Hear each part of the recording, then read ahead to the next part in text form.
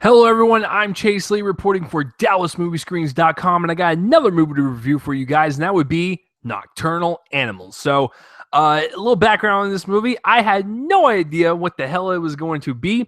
I just saw the trailer. I thought it looked really alluring and kind of provocative and almost looked dreamlike and stuff. And I love those type of movies where you don't really know what's reality and what's fiction as an audience member. And of course, it's got my boy Jakey G, Jake Gyllenhaal, and Amy Adams, and Michael Shannon is also my boy. Dear Lord, I love that man so much. So I was hyped from it, just from the trailer, the tone of the trailer, and the cast behind it. Now, it's written and directed by Tom Ford, who brought us A Single Man from 3 years ago. Did not see the film, but I heard a lot of great things. So this is his sophomore effort. How did he do?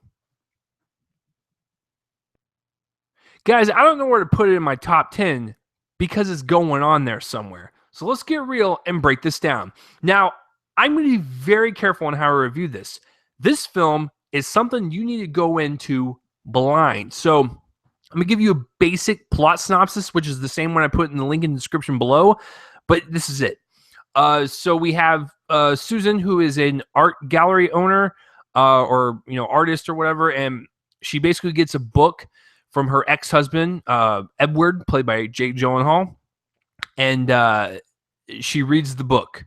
And we start to see the book play out in front of us as an audience member, and we kind of see her kind of react to it and how the story kind of bleeds into her life and stuff and how it affects her life. That's it. That's all I'm going to say. So let's get real and break down Nocturnal Animals, which is appropriate because I'm doing this review at nighttime. So, Nocturnal Animals, people that can't sleep, nighttime, you get it, jokes. So let's start with the writing and directing. Let's go with the writing first. Tom Ford did both. As far as the writing goes, I have to let you guys know up front, this is not a linear story. It is a non-linear story, but that's what makes it the most fun. You're sitting there as an audience member, just kind of like taking everything in, and it will flip, to Amy Adams in present time. Then it'll go to the book, and I love that kind of back and forth and that parallel with the characters from the book and the characters that are, in real life and that are reading the book and whatnot. I love that parallel, and I loved all the symbolism that was happening within the movie to where I need to go back and watch this again because that's how good it was. And I wanted to make sure I pick up on the small little hints and stuff. And I think that's where the story kind of shines through, is that this is like a puzzle. And I love all the puzzle pieces that we just kind of were thrown at us on the screen, but still make a lot of sense for us as an audience member to kind of rack up the pieces in our brains and stick it together to have this magnificent story kind of unfold in front of us. And I thought all the characters were really well written and stuff. It was a very engrossing story from start to finish. And going into Tom Ford's direction, I said this on my comment card as I walked out of the theater. This is masterful storytelling. It really is. If you think about this from a direction standpoint, and the way he brings out the performances and the actors, and he constructs the story, it's pretty stunning to behold. This guy, Tom Ford, if you're watching this review, congratulations, I'm a fan. And I'll go back to watch A Single Man. But for this film, the guy manages to kind of throw at us a bunch of genres. Suspense, thriller,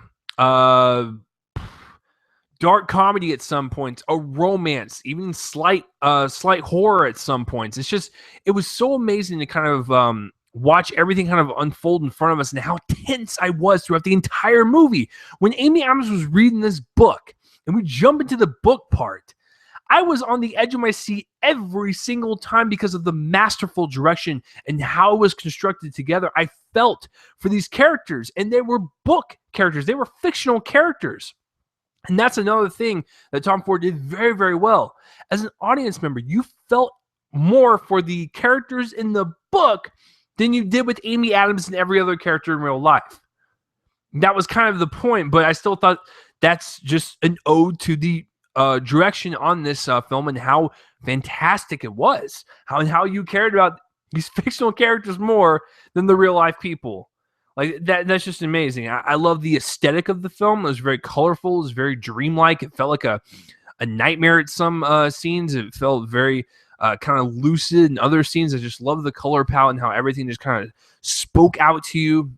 in terms of the way the cinematography, the colors, the art direction, whatever. Tom Ford has got an artistic eye for that. And the way this movie ends, Tom Ford made you want to feel cold and have that hollow pit in your stomach. Well, guess what, folks? You feel that because that's the way the movie ends. Basically, you're just like, okay, now that was an ending. All right. Thank you, Mr. Ford. So, yeah, I thought his direction was just super masterful in terms of the storytelling and the performances out of the actors. Fantastic. Listen, I like Amy Adams to death. I think Arrival has the best character she did. However, for this film, I thought she did a very good job in terms of her performance. Her character, is very, like, she's very cold. She's very hard. So it's kind of hard to peel back the layers, so to speak. So I thought her performance was out of this world. She did a lot of acting with her eyes, and that was one of the elements of the film was eyes and the acting of eyes and stuff. And everyone kind of acted with their eyes, and I saw emotion, I saw anger, I saw rage, I saw fear, I saw happiness, I saw everything in her performance of the eyes and how it transpired through her character throughout the movie. It was incredible to watch. And at the very end, just that last shot, it shakes you a little bit.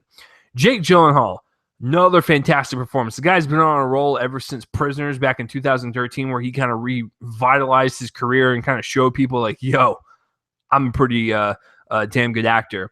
So Jake Gyllenhaal, fantastic. But actually, one of my favorite actor was throughout the entire movie? Michael Shannon.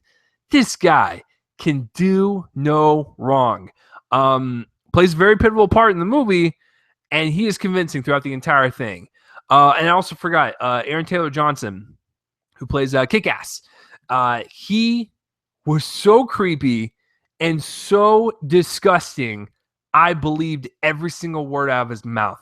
And so I was like, well, damn, Aaron Taylor Johnson, I love you even more now. So I think the acting all across the board is just so good, so fantastic. But there are some actors in here that kind of pop up for like little cameos or whatever, or like smaller roles, and their characters themselves aren't written like this wide, grandiose character like all the others. But for the part that they have, like, they're fine. They're fine, I guess. So the performances are all fantastic. I would not be surprised if Aaron Taylor Johnson, Michael Shannon get supporting actors nods, maybe even Jakey G, and then Amy Adams, maybe best actress. But then again, I think that will go more towards Arrival if she gets nominated for that. I don't know. It's a tough call.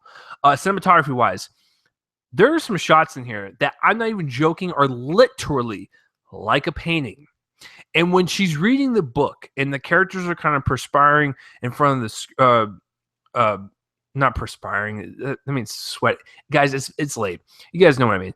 Anyways, when the characters are on screen, from the book or whatever, as she's reading it, the cinematography is just super gorgeous. It takes place out in West Texas. They didn't shoot that in West Texas. Wherever they shot it.